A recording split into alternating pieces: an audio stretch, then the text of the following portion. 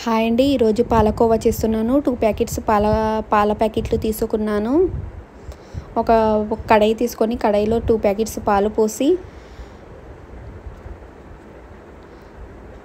పాలు పైకి పొంగి వచ్చే వరకు కలుపుతూనే ఉండాలండి. 2 ప్యాకెట్స్ పాలను 1 ప్యాకెట్ వచ్చే వరకు పాలను వేడి చేస్తూనే ఉండాలండి. మధ్య మధ్యలో కలుపుతూ ఉండాలి, లేకపోతే అడుగు అంటిపోతుందండి.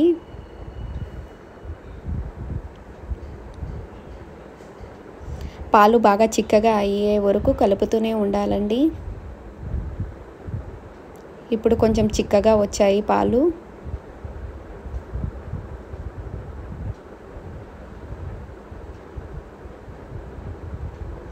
హాఫ్ కప్పు షుగర్ వేసానండి. ఇలా పాలు చిక్కగా వచ్చాయండి.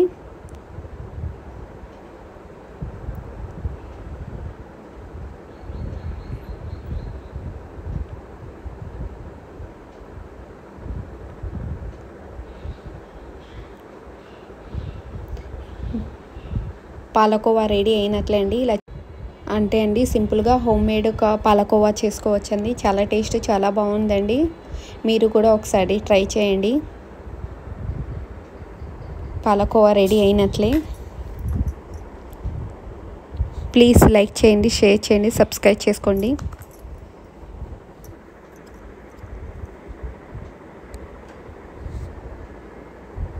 హోమ్మేడ్ పాలకోవా సూపర్ ఉందండి టేస్ట్.